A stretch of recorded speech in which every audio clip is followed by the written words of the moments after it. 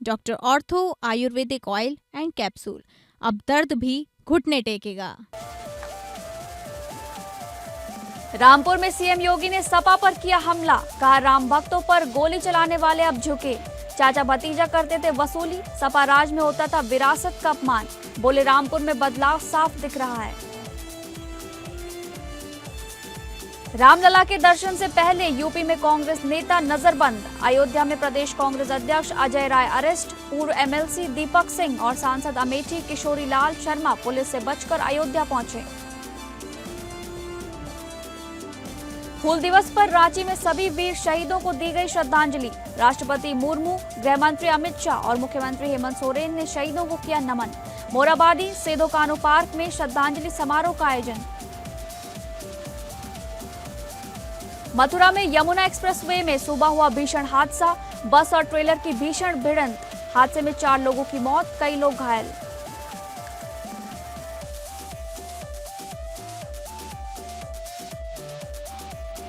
नमस्कार, आप सभी का बहुत बहुत स्वागत है इस बुलेटिन में। मैं हूं आपके साथ शालिनी राणा। शुरुआत करेंगे बुलेटिन की। उत्तर प्रदेश के मुख्यमंत्री सीएम योगी आदित्यनाथ ने मंगलवार को रामपुर में 690 करोड़ से अधिक लागत की 102 विकास परियोजनाओं का लोकार्पण और शिलान्यास किया। इसके बाद कार्यक्रम में मुख्यमंत्री योगी आदित्यनाथ ने अपने संबोधन में समाजवादी पार्टी पर जमकर निशाना साधते हुए कहा कि जो लोग कभी राम भक्तों पर गोली चलवाते थे, आज वही रामलला के दर्शन के लिए व्याकुल नजर आ रहे हैं। उन्होंने आरोप लगाया कि सपा शासन में चाचा भतीजा की सरकार वसूली में व्यस्त थी और प्रदेश की सांस्कृतिक विरासत का अपमान किया जाता था। मुख्यमंत्री ने आगे कहा कि पहले अयोध्या जाने से लोग डरते थे, लेकिन अब हर कोई वहां दर्शन के लिए जाना चाहता है। योगी सरकार ने दावा किया कि उनकी सरकार में उत्तर प्रदेश बीमारू राज्य की पहचान से बाहर निकल चुका है और विकास की नई राह पर आगे बढ़ रहा है। उन्होंने कहा कि रामपुर में भी बदलाव साफ तौर पर दिखाई दे रहा है। मुख्यमंत्री ने प्रदेश में कानून व्यवस्था, विकास और सांस्कृतिक गौरव को सरकार की बड़ी उपलब्धि बताया। अपने संबोधन में उन्होंने विपक्ष पर जनता को गुमराह करने का भी आरोप लगाया।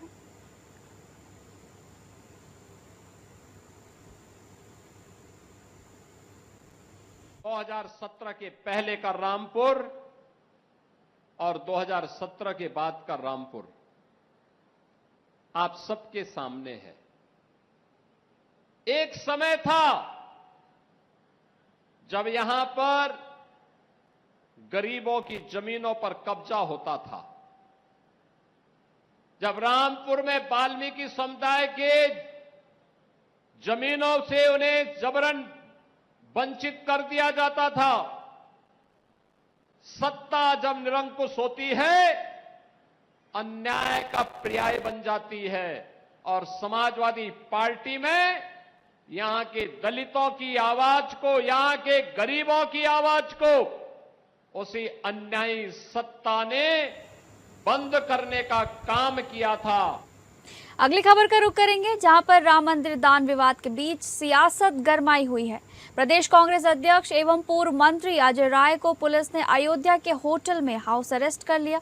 अजय राय 30 जून को पार्टी सांसदों और विधायकों के साथ राम मंदिर दर्शन के लिए आज ही अयोध्या पहुंचे थे। इस कार्रवाई पर कांग्रेस के वरिष्ठ नेता एवं प्रवक्ता अंशु अवस्थी ने योगी सरकार पर पलटवार किया। उन्होंने कहा कि बीजेपी सरकार दर्शन करने वालों पर नियंत्रण करना चाहती है। ये योगी आदित्यनाथ सरकार की तानाशाही है। अवस्थी ने सवाल उठाया, क्या राम मंदिर में सिर्फ चोरों और डकैतों को ही जाने का अधिकार है? उन्होंने आरोप लगाया कि भाजपा और संघ के लोग भगवान रामलला के चढ़ावे की चोरी में शामिल हैं। इसी डर से सरकार गिरफ्तारी कर रही है ताकि सच सामने न आए। उन्होंने कहा, सालों से मंदिर चढ़ावे में चोरी हो रही थी और सरकार पर्दा डाल रही थी। जब जनता के सामने सच आ गया तो गिरफ्तारी कर हजारों करोड़ों की चोरी को छिपाना चाहते हैं। कांग्रेस ने योगी सरकार से पूछा कि यूपी कांग्रेस अध्यक्ष को दर्शन से क्यों रोका गया और होटल में हाउस अरेस्ट क्यों किया गया। इस बीच पुलिस ने अमेठी से कांग्रेस सांसद और पूर्व एमएलसी को हाउस अरेस्ट कर लिया था। हालांकि हाउस अरेस्ट होने के बावजूद पूर्व एमएलसी दीपक सिंह और सांसद अमेठी किशोरी लाल शर्मा पुलिस को चकमा देकर अयोध्या पहुंच गए हैं। अयोध्या पहुंचने पर आनन फानन में पुलिस ने देर रात उनके होटल का दरवाजा खटखटाया है। सांसद और पूर्व एमएलसी रात से होटल का कमरा बंद कर अपने कमरे में मौजूद हैं। दीपक सिंह ने कहा कि बीजेपी लोकतंत्र की हत्या कर रही है। बीजेपी हमें हमारे आराध्य का दर्शन करने से रोकना चाहती है। कांग्रेस नेताओं द्वारा अयोध्या में रामलला के दर्शन करने से प्रशासन रोकने के लिए अलर्ट है। भाजपा की सरकार जो प्रभु श्री राम के मंदिर में चंदा चोरी नहीं रोक पाई, वो कांग्रेस के लोगों को प्रभु श्री राम के दर्शन करने से रोक रही है। उत्तर प्रदेश कांग्रेस कमेटी के आह्वान पर उत्तर प्रदेश के तमाम सारे सांसद और विधायक प्रभु श्री राम का दर्शन मात्र करना चाहते हैं, लेकिन जिस तरह से आज अमेठी में हमारे तमाम सारे कांग्रेस के कार्यकर्ता जो हम लोगों के साथ दर्शन करना चाहते थे, उन्हें घरों में हाउस अरेस्ट किया गया है, पुलिस लगाकर रोका गया है, तो मुझे लगता है ये एक गलत संकेत है। हम सब अभी तक हमारा कार्यक्रम मात्र दर्शन का था, लेकिन जिस तरह से योगी सरकार की पुलिस ने दर्शन से रोकने का काम किया है, व्यवधान किया है, अयोध्या जाएंगे, जरूर जाएंगे और अयोध्या जाकर चंदा चोरी का हिसाब मांगेंगे। अयोध्या जाकर जिनको उत्तर प्रदेश की सरकार बचाने की कोशिश कर रही है, जो मुख्य आरोपी हैं, जो इसके पीछे मुख्य मास्टरमाइंड हैं, उनके खिलाफ एफआईआर की मांग करेगी। अगली खबर इसी कड़ी में अजय राय और कांग्रेस नेताओं की गिरफ्तारी के बाद कांग्रेस नेता अंशु अवस्थी ने भाजपा सरकार पर पलटवार किया है। उन्होंने कहा कि बीजेपी सरकार दर्शन करने वालों पर नियंत्रण करना चाहती है।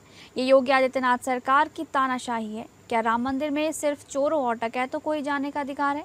भाजपा और संघ के लोग भगवान रामलला के दर्शन चढ़ावे की चोरी में शामिल हैं, इसलिए सरकार डर कर गिरफ्तारी कर रही है कि सच सामने ना आने पाए, लेकिन सच छुपने वाला नहीं है। दरअसल प्रदेश अध्यक्ष अजय राय 30 जून को पार्टी सांसदों और विधायक के साथ अयोध्या में दर्शन करने वाले थे।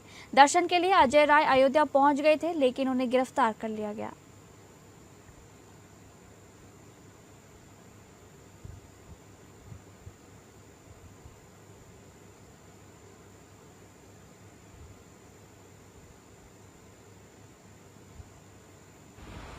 देखिए, भाजपा की 10 साल की सरकार में भगवान राम के मंदिर में जो श्रद्धालुओं ने चढ़ावा चढ़ाया, उसको चोरी करने का काम किया, जो 70 साल में कभी नहीं हुआ। वो काम योगी आदित्यनाथ सरकार में प्रधानमंत्री नरेंद्र मोदी के द्वारा बनाए गए ट्रस्ट में हो गया और चोरी होती रही, सालों साल चोरी होती रही, सरकार पर्दा ढकती रही। और अभी भी जिस तरीके से ट्रस्ट के जो सदस्य हैं उनको बचाया जा रहा है, चाहे वो चंपत हो, अनिल मिश्रा हो या गोपाल राव हो या जो तमाम लोग, क्योंकि इन सबको नियुक्त तो प्रधानमंत्री ने किया था, शिलान्यास भी प्रधानमंत्री ने किया था, तो जिम्मेदारी तो प्रधानमंत्री की भी है। लेकिन बचाया सिर्फ इसीलिए जा रहा है क्योंकि ये सब चुरा चुरा कर माल गुजरात जा रहा था, भाजपा और संघ में जा रहा था। वहीं इसी कड़ी में सपा नेता पवन पांडे ने भी प्रेस कॉन्फ्रेंस कर सरकार और राम मंदिर ट्रस्ट पर गंभीर आरोप लगाए हैं। उन्होंने कहा कि 5 जून को अविनाश शुक्ला से पैसे बरामद होने के बावजूद तत्काल मुकदमा दर्ज नहीं कराया गया। पवन पांडे ने सवाल उठाया कि ट्रस्ट ने उस समय कानूनी कार्रवाई क्यों नहीं की। उनका आरोप है कि सरकार और ट्रस्ट मिलकर पूरे मामले को दबाने की कोशिश कर रहे हैं। उन्होंने आगे कहा कि जनता को गुमराह किया जा रहा है। पवन पांडे ने एसआईटी जांच को केवल दिखावा बताया। उन्होंने कहा कि इस जांच से किसी ठोस नतीजे की उम्मीद नहीं है। उन्होंने पूरे मामले में पारदर्शिता की मांग की है। पवन पांडे ने कहा कि सरकार को पूरे घटनाक्रम पर जवाब देना चाहिए। उन्होंने आगे कहा कि 140 करोड़ देशवासियों को इस मामले में सरकार को जवाब देना होगा। आज भी मैं आरोप लगा रहा हूं, आज भी सरकार और ट्रस्ट मिली मार खेल रही है।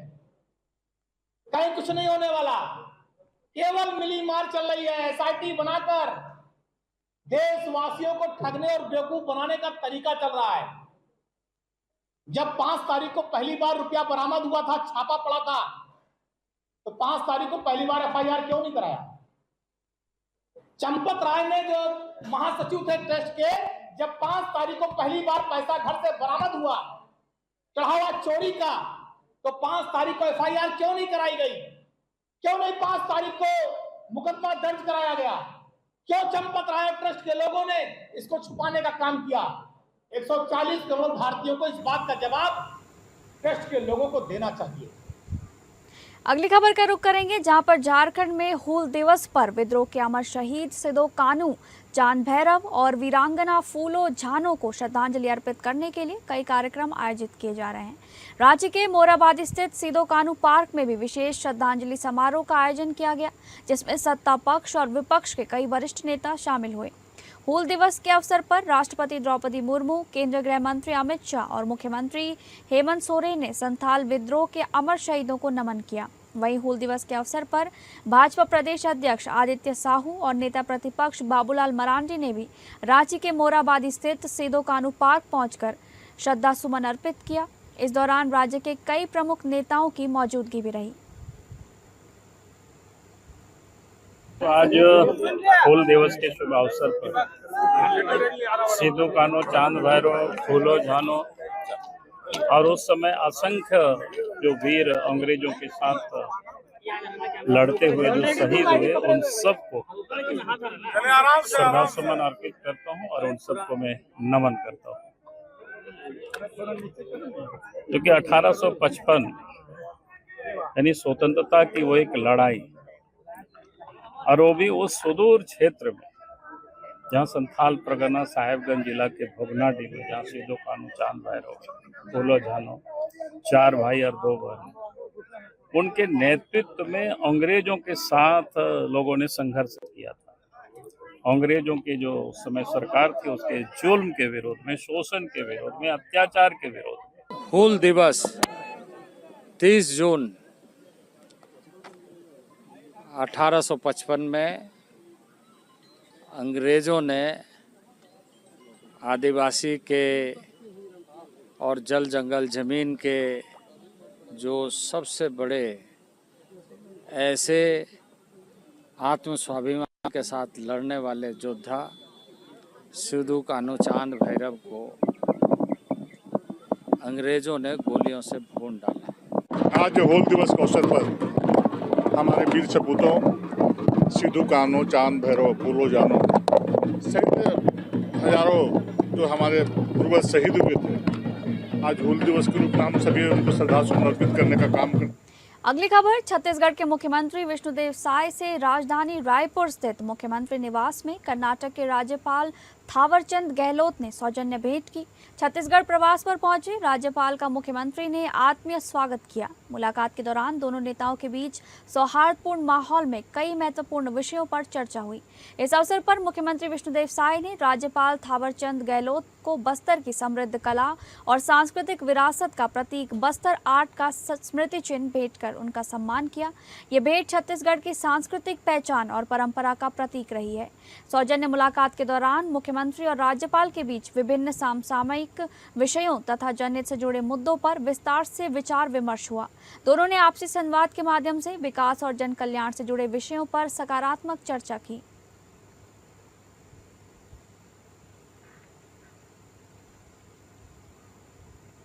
झारखंड के मुख्यमंत्री हेमंत सोरेन द्वारा रांची के खेलगांव स्थित टाना भगत स्टेडियम में 142 नवचयनित सहायक शिक्षकों को नियुक्ति पत्र सौंपे जाने के बाद प्रदेश भाजपा ने राज्य सरकार पर सवाल खड़े किए हैं। सोमवार को आयोजित इस कार्यक्रम में प्राथमिक और मध्य विद्यालयों के लिए चयनित शिक्षकों को नियुक्ति पत्र वितरित किए गए, जिसमें कक्षा 1 से 5 के लिए 274 और कक्षा 6 से 8 के लिए 768 शिक्षकों की नियुक्ति शामिल रही। प्रदेश भाजपा के मुख्य प्रवक्ता प्रतुल शाहदेव ने इस नियुक्ति प्रक्रिया पर प्रतिक्रिया देते हुए कहा कि राज्य के सरकारी विद्यालयों में करीब 50,000 शिक्षकों के पद खाली हैं, जबकि सरकार केवल लगभग 2% रिक्त पदों पर नियुक्ति कर उनका जश्न मना रही है। उन्होंने आरोप लगाया कि सरकार शिक्षा व्यवस्था की वास्तविक चुनौतियों से ध्यान भटकाने का प्रयास कर रही है। प्रतुल शाहदेव ने आगे कहा कि झारखंड के हजारों सरकारी विद्यालय आज भी प्रभारी प्रधानाचार्यों के भरोसे संचालित हो रहे हैं। उन्होंने राज्य सरकार से शिक्षा व्यवस्था को मजबूत करने और सभी रिक्त पदों पर शीघ्र नियुक्ति प्रक्रिया पूरी करने की मांग करते हुए हेमंत सरकार की कार्यशैली पर सवाल उठाए हैं। देखिए, मुख्यमंत्री हेमंत सोरेन जी ने आज 1000 जो सहायक आचार्यों को नियुक्ति पत्र बांटा है, और उसका जो सत्ताधारी गठबंधन है वो इस तरीके से उसको दिखा रहा है जैसे शिक्षा में बहुत बड़ा बदलाव होगा। 50,000 वैकेंसीज हैं साहब, और आपने सिर्फ 1000 नियुक्ति की यानी सिर्फ 2% नियुक्ति की। 98% आज भी सरकारी स्कूल में शिक्षकों के पद खाली हैं। राष्ट्रीय औसत की बात करें तो राष्ट्रीय औसत में 24 छात्रों पर 1 शिक्षक है, पर झारखंड में यह संख्या 34% बढ़ जाती है और हर एक 36 छात्र पर 1 शिक्षक हो जाता है। और अगर आप प्रभारी प्रधानाचार्यों की बात करें तो करीब 5000 स्कूल हैं जहां पूर्णकालिक प्रिंसिपल नहीं है, प्रभार में चल रहा है। तो अनुबंध पे शिक्षा व्यवस्था और प्रभार पे स्कूल, यही झारखंड की असलियत। खबरों के सिलसिले में आगे बढ़ेंगे।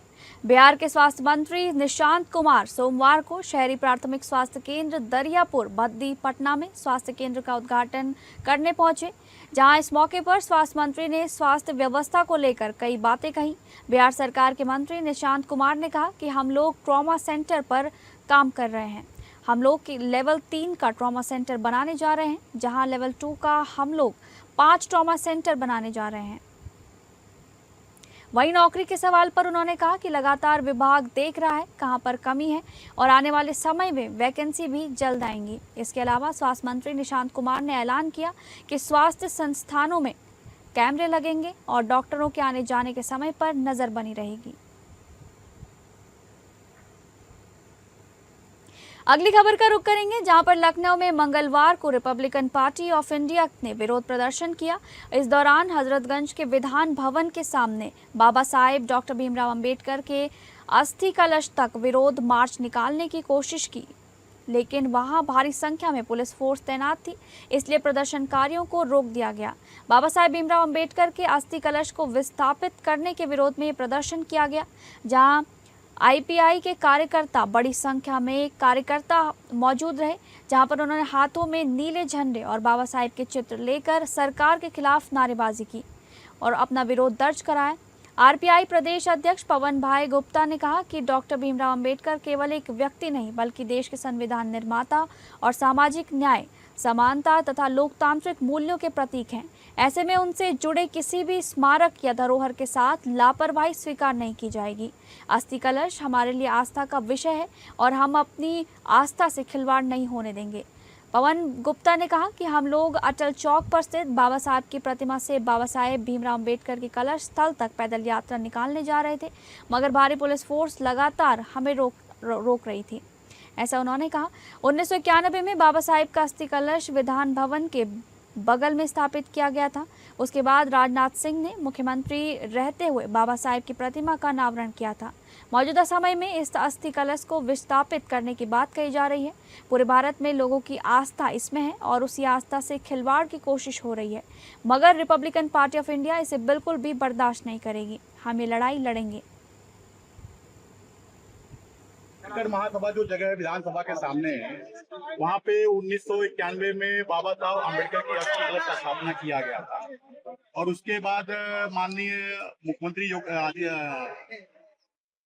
राजनाथ सिंह जी ने वहाँ पे बाबा साहब के अम्बेडकर की एक प्रतिमा लगाई थी और वहाँ पर आर.के. नारायण जो राष्ट्रपति थे, उन्होंने भी आकर के वहाँ पे एक वृक्ष लगाया था जो बाबा साहब का बौद्ध वृक्ष कहा जाता है। उसको 33 साल हो गया है। उसके अलावा यहाँ पर अभी रामनाथ कोविंद जी भी आके गए थे। कुछ लोग षड्यंत्र करके सरकार को धोखा देकर सरकार को बहला फूसला करके वहाँ को अस्थि कलश हटाना चाहते हैं, उसको किसी स्मारक में स्थित किया जाए। हमारा कहना यह है कि अस्थि कलश जो है बाबा साहब का, वो हम लोग की भावना है, हम लोग आस्था का विषय है। अस्थि कलश जो जहाँ है वही रहने दिया जाए। आपको कोई नई स्मारक बनानी है तो आप बनाइए, लेकिन जहाँ पर ऐतिहासिक चीजें हैं उसको न हटाया जाए। अगली खबर का रुख करेंगे, जहां देवघर के सोनारा ठाड़ी प्रखंड की नवाडी पंचायत में मंगलवार तड़के दिल दहला देने वाली वारदात सामने आई। अज्ञात बदमाशों ने घर में सो रही रुबिदा खातून और उनके 14 वर्षीय बेटे मुशरफ उर्फ छोटू की धारदार हथियार से गला रेतकर हत्या कर दी। घटना के बाद पूरे इलाके में सनसनी फैल गई, जबकि परिजनों का रो रो कर बुरा हाल है। सूचना मिलते ही स्थानीय पुलिस और एसपी प्रवीण पुष्कर मौके पर पहुंचे और जांच शुरू कर दी गई। पुलिस ने घटनास्थल से अहम साक्ष्य जुटाए हैं और आसपास के लोगों से पूछताछ की जा रही है। शुरुआती जांच में मामला सुनियोजित हत्या का प्रतीत हो रहा है। एसपी प्रवीण पुष्कर ने बताया कि कुछ वर्ष पहले मृतका के पति रियाज अंसारी की भी हत्या हुई थी, जिसमें 5 लोगों को उम्र कैद की सजा मिल चुकी है।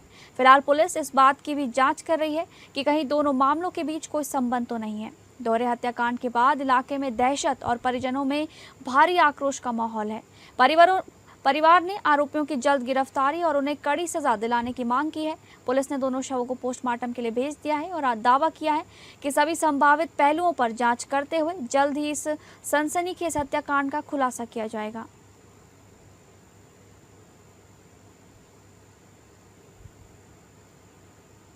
बीती रात हमें सूचना प्राप्त हुई लगभग 3:30-4 बजे कि यहाँ सोनारे ठाड़ी के इस गांव में रुबेदा खातून तथा उनके बेटे की हत्या कर दी गई है। तो उसके सूचना के बाद तुरंत यहाँ पे पुलिस की टीम पहुँची और यहाँ पे देखा कि उन दोनों की डेड बॉडी पड़ी है और काफ़ी सारा खून बहा है। ऐसा प्रतीत होता है कि कुल्हाड़ी और हथौड़े से उनकी हत्या की गई है। आगे पुलिस इसमें छानबीन कर रही है। वो जो आपसी विवाद हुआ था जिसके कारण मारपीट हुई थी और उनके पति की मृत्यु हो गई थी, तो उसमें जो केस है वो रजिस्टर हुआ था और उसमें 5 या 6 लोगों को आजीवन कारावास हुआ है। और ये केस डिफरेंट है। अगर कोई लिंकेज मिलता है तो उसके लिए भी हम लोग उस विषय पे भी छानबीन करेंगे। अगली खबर, यमुना एक्सप्रेसवे पर थाना राय क्षेत्र में माइलस्टोन 112-113 के बीच आज तड़के करीब 3:35 पर भीषण सड़क हादसा हुआ। इसमें 4 लोगों की मौत एवं 20 से 25 लोगों के घायल होने की सूचना है। जानकारी के अनुसार गोला बस सर्विस की वॉल्वो बस की यहां एक ट्रेलर से जोरदार टक्कर हो गई। हादसे के समय बस में लगभग 65 यात्री सवार थे। हादसे की सूचना मिलते ही अपर पुलिस अधीक्षक ग्रामीण सीओ महावन, थाना प्रभारी राय पुलिस बल के साथ मौके पर पहुंच गए। एसडीआरएफ और फायर सर्विस की टीम ने भी तत्काल राहत एवं बचाव कार्य शुरू कर दिया। भीषण टक्कर में 4 लोगों की मौके पर ही दर्दनाक मौत हो गई, जबकि करीब 20 से 25 यात्री घायल बताए जा रहे हैं। सभी घायलों को उपचार के लिए मथुरा जिला अस्पताल भेजा गया है। पुलिस के अनुसार मृतकों की शिनाख्त के प्रयास किए जा रहे हैं। घटनास्थल पर राहत एवं बचाव कार्य तथा पुलिस बल तैनात कर आवश्यक कार्रवाई की जा रही है। अगली खबर, सोशल मीडिया पर उत्तराखंड के सभी पुलिस थानों को बम से उड़ाने की धमकी देने वाले युवक को देहरादून पुलिस ने गिरफ्तार कर लिया है। तकनीकी जांच और साइबर सर्विलांस की मदद से आरोपी की पहचान कर उसे दबोचा गया। पुलिस ने घटना में इस्तेमाल मोबाइल फोन भी बरामद कर लिया है। पूछताछ में आरोपी ने कबूला कि कर्णप्रयाग में हुए विवाद के बाद पुलिस कार्रवाई से नाराज होकर उसने धमकी भरी पोस्ट डाली थी। पुलिस ने आरोपी के खिलाफ बीएनएस और आईटी एक्ट के तहत केस दर्ज कर आगे की जांच शुरू कर दी है। मामला कोतवाली नगर क्षेत्र से जुड़ा हुआ है, जहां अज्ञात व्यक्ति द्वारा सोशल मीडिया के विभिन्न प्लेटफॉर्मों पर बम से उड़ाने की धमकी संबंधित धमकीपूर्ण पोस्ट प्रसारित किए गए थे। इस पोस्ट से आम जनता में भय और आतंक का वातावरण बन गया था। साथ ही पुलिस की सुरक्षा व्यवस्था और लोक शांति के लिए भी गंभीर खतरा पैदा हो गया था। धमकी इंस्टाग्राम आईडी जसप्रीत.डेविल से एक्स के लिंक तथा Facebook page India insider update के माध्यम से फैलाई गई थी।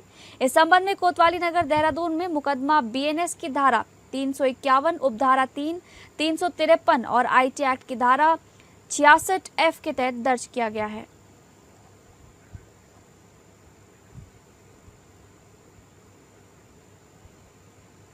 तो फिलहाल इस बुलेटिन में बस इतना ही। नमस्कार।